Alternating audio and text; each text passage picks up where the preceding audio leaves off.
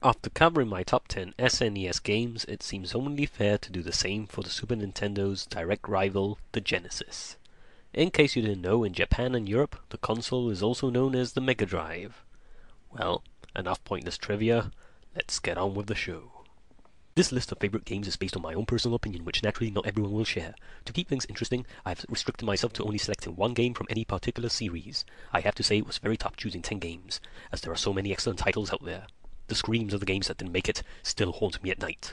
Feel free to comment with constructive views of my choices and your own suggestions for the best Genesis game ever. Red lorry, yellow lorry, red lorry, yellow lorry. Shy Shelly says she shall sew sheets. Sam's shop stocks short spotted socks. The boot black falls to the black boot back. Number 10. Jungle Strike. This is the follow-up to the excellent Desert Strike. The player takes the role of a helicopter pilot who is sent out to foil an evil drug baron who is up to no good. The chopper is equipped with limited ammo and fuel, so you really have to plan out how to tackle certain objectives in order to do well. As the name suggests, the bulk of the game is set in the jungle, but there are other locations to explore, including Washington, D.C. The reason why I picked this game over its predecessor was because certain levels let you ditch the helicopter and use other vehicles, such as a hovercraft, stealth bomber-like plane, and motorcycle. Number 9. Shinobi, Return of the Ninja Master. Well, I am ninja, he is ninja, she is ninja too. I am ninja, we are ninja, and I believe that you are ninja too. Kachukaku, barabaru. Yes, it's Sega's most famous ninja, in what I consider to be the best shinobi game on the Genesis. Fight your way through legions of enemies, armed with just a handful of shurikens and your badass ninja skills. These include a lightning barrier, flame column attack, high jumps, and even a smart bomb attack, which makes shinobi explode at the cost of a life. Ninjas are cool, video games are cool, combine them together, and you have something that's very frosty indeed. Number 8. FIFA International Soccer. Electronic Arts are responsible for a lot of great sports games during the 16-bit era, including the never-ending NHL, PGA, and Madden series. In FIFA, they proved that they can make swell football games too. The game's main draw are the impressive isometric graphics, which distinguish itself over other soccer games on the market. The original FIFA, shown here, only had international teams, but later versions added club sides to the roster. One of the best soccer games on the system, and well worth playing if you're a fan of the sport. Number 7.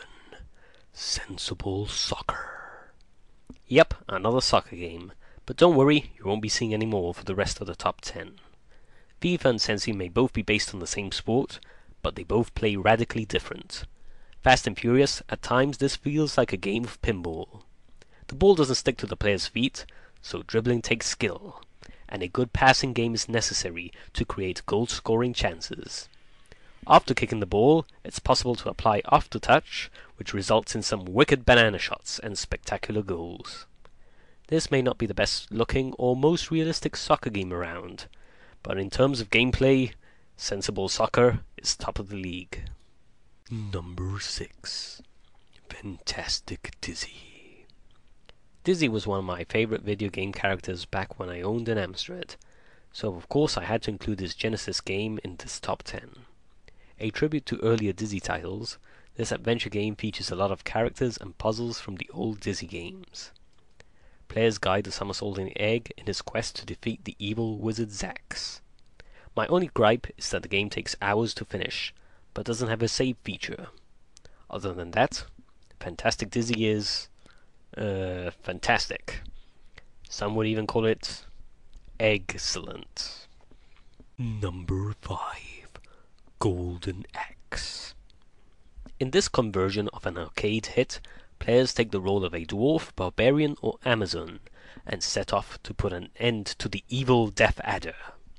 1 or 2 players travel across fantasy-themed levels in a hack-and-slash fighter, which pits you against trolls, skeletons, and hammer-wielding giants. In addition to hitting foes with their weapons, the trio of heroes can pick up blue potions, which power magical attacks, and can ride on creatures such as dragons, who breathe fire. This is the first Genesis game I can recall playing, and that alone makes it worthy of a place in the top 5. Number 4. Micro Machines. This Codemasters game appeared on various systems, but it's the Genesis version I played the most. You get a nice selection of cars, boats, helicopters, and even tanks to race with. The vehicles which feature are in fact miniature toys who battle it out on some creative courses. These include pool tables, bathtubs, kitchen tops, and school desks. The multiplayer game is weird to explain. What you want to do is earn points by racing fast enough so the screen scrolls past your opponent. It's a unique system, but fun to play if you can find someone of equal skill to race against. In Micro Machines, we get a fine example how good things can come in small packages. Number 3. Comic Zone. Sketch Turner is a comic book artist who, after a lightning strike, in a far-fetched plot twist, has been transported into Comic Zone, his latest comic strip. Sketch has to fight his way through 3 episodes which are divided into 2 parts, in one of the best beat-em-ups I've ever played. The colourful graphics are top-notch, with a comic book feel. Each screen is a comic book panel, complete with speech bubbles and captions. Turner has a wide selection of moves at his disposal, but also has to use his brains to overcome certain obstacles. His pet rat Roadkill can be used to sniff out hidden power-ups and activate out-of-reach switches. The game is a little on the short side, but should keep most gamers occupied for a while, as it's very challenging, and doesn't have a password or save feature. Number 2. Streets of Rage 2. This side-scrolling beat-em-up is the follow-up to the brilliant Streets of Rage, and proves that you don't need an original idea to make an excellent game. If you've played games like Double Dragon or Final Fight, you'll feel right at home here.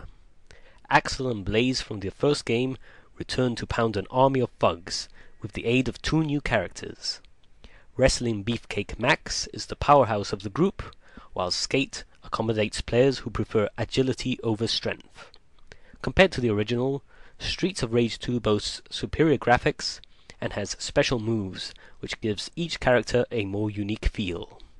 If cleaning up the streets of trash was this much fun, in real life, no city would have a litter problem. Number 1. Sonic and Knuckles.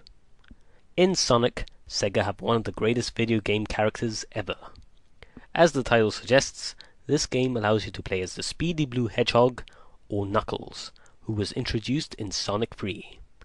Knuckles can't run quite as fast as Sonic, or jump as high as him, but he can glide, climb walls, and smash through blocks, which reveal alternative routes to finish a level. By itself, Sonic and Knuckles is an excellent platformer, but the game gets the nod over the other Sonic titles in my opinion, thanks to its lock-on feature. The cartridge can be combined with older Sonic games, Game Genie style, to unlock extra content, such as Knuckles becoming a playable character in both Sonic 3 and 2. When connected to the original Sonic, you get loads of blue sphere levels to play. This is a 3D bonus game in which Sonic has to run through red spheres and turn them blue. Sonic fans may remember the game was used to collect the Chaos Emeralds back in Sonic 3. Sonic & Knuckles is a fine game, and the lock-on feature gives the first 3 Sonic games a new lease of life. That's more than enough to scoop the top prize in my book. Thus, another top 10 comes to an end. If you think Land of Confusion should have won this Genesis chart, I'm sorry to say you clicked on the wrong top 10. To everyone else, thanks for watching, and take care.